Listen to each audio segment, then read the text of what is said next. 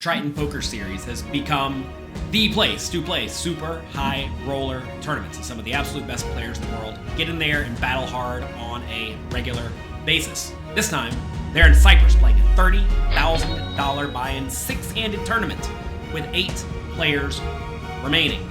One of the most feared poker players in the world, Fedor HOLZ, who has over $36 million in live tournament earnings, is getting in there and battling against Viktor Kudinov, who happens to have a few tricks up his sleeve. I'm scared raising to Kudinov. We know he's capable of many things. Good spot to start stabbing Fedor HOLZ. This is some power poker. Flatting with 10 high would literally be the sexiest thing I've seen in Triton so far. Thought a jack high call was good. I call. How you gonna feel if a 10 high makes a call?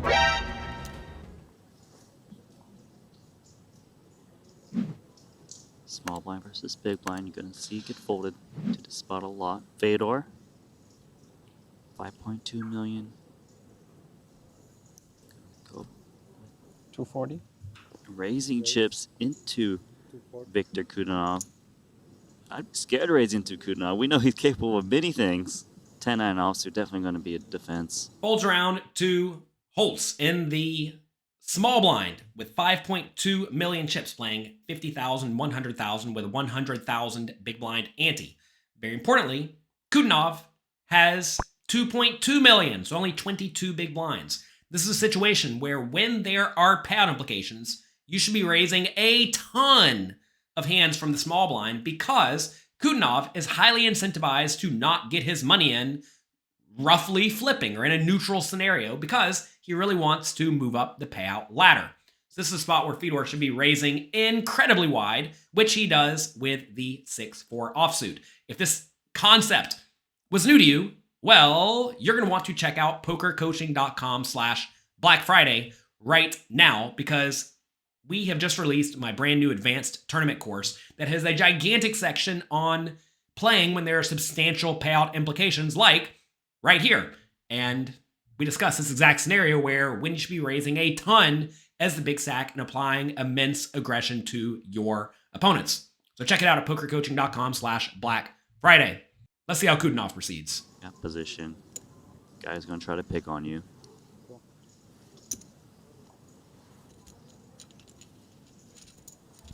$10-9 is normally a very, very easy call in this scenario, but depending how big the payout implications are, maybe it's a fold, especially if you think Fedor is going to be very inclined to blast off, which he certainly should be as a big stack in the scenario. That said, I don't think I'm ever folding 10-9, getting pretty good odds in position, so let's see the flop. King, queen, deuce doesn't hit either holding in terms of a pair, but Kudinov does pick up the gut shot straight draw.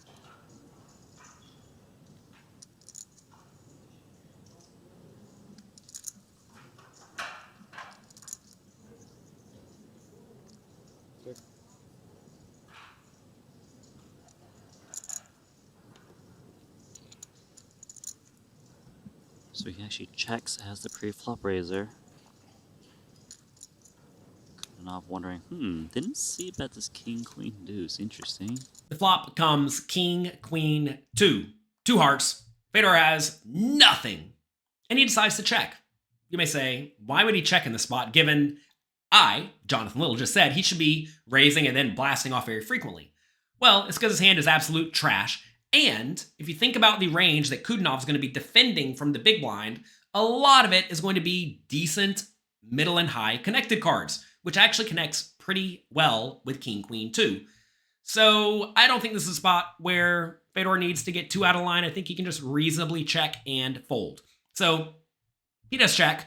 And then Kudinov, who is highly incentivized to try to not put the money in the pot, decides to check it back. Now, normally, with no payout implications, you may want to bet with your gut shot.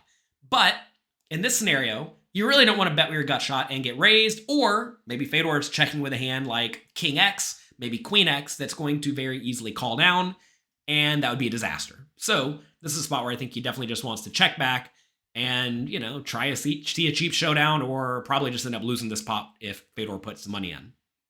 Let's go to the turn. Free one off. There's the king. Seems like a good spot to start stabbing Fedor HOLZ. You raise 6 high. Yep. Mind if I take one of your... Opponent showing No, weakness on his flop. Sure. Not too much has changed on a turn.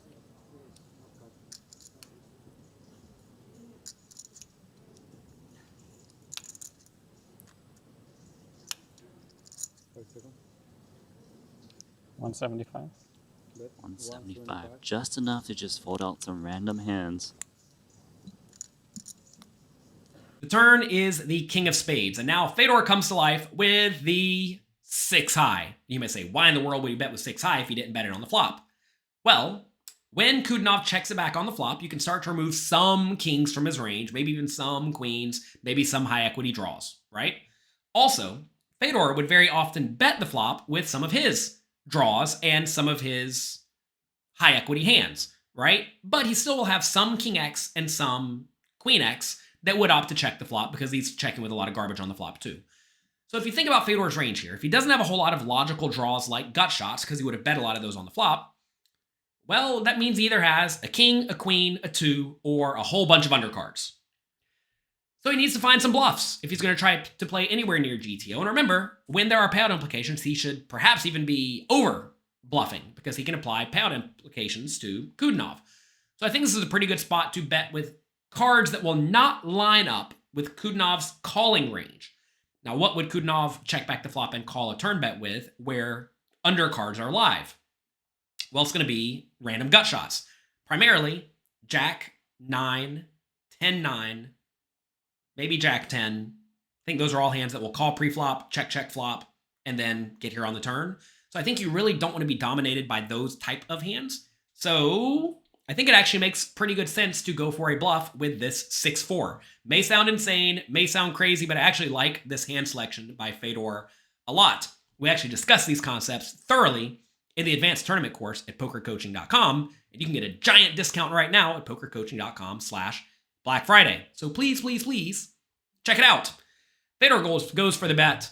Let's see if Kudinov, getting good odds, decides to peel with the 10 high. Now Victor here is going to be thinking, am I getting delayed c-bet often enough? Wow.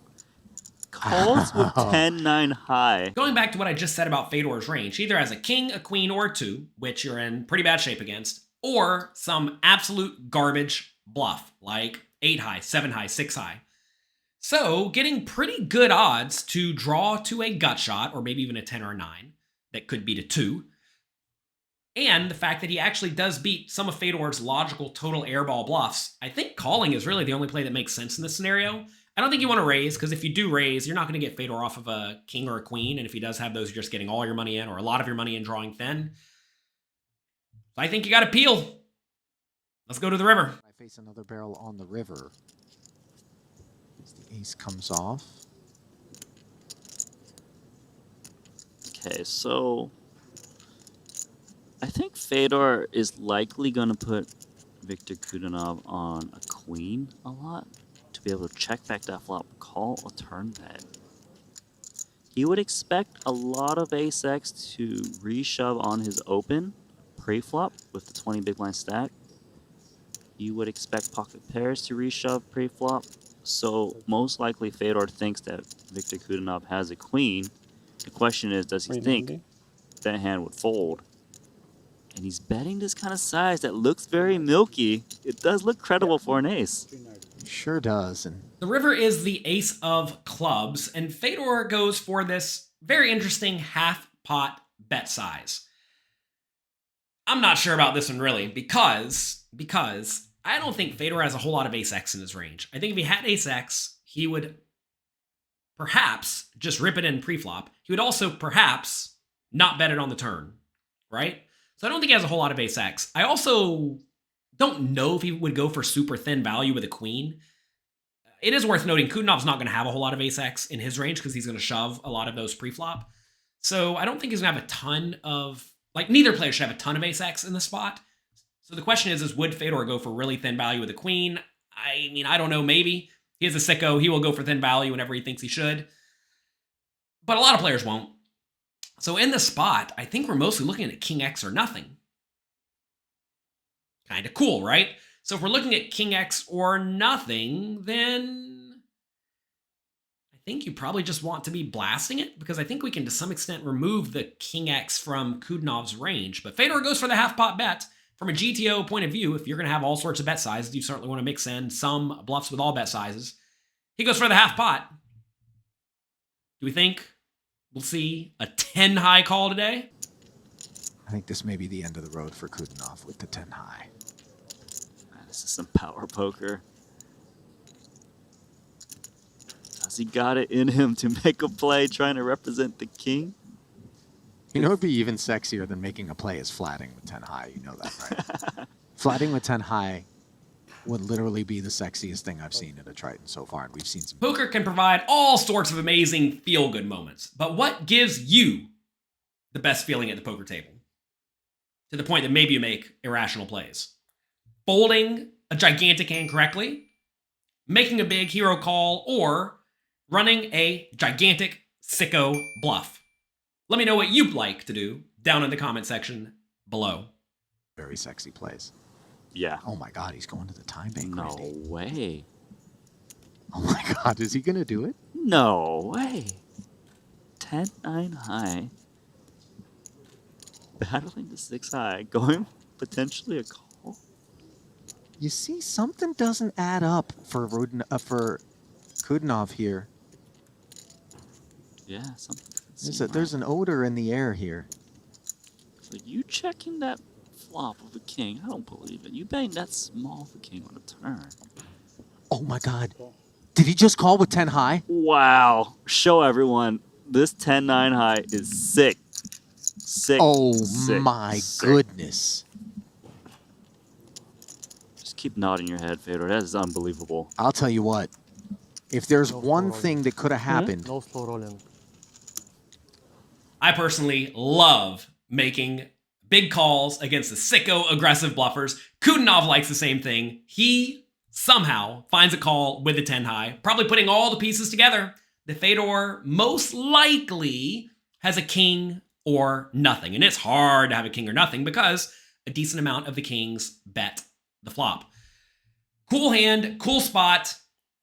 This could have gone horribly wrong though. Fedor just put in a turn bet with an ace high, or Fedor decided to go for thin value on the river, and I suspect he might actually do that some portion of the time. So this time it worked out.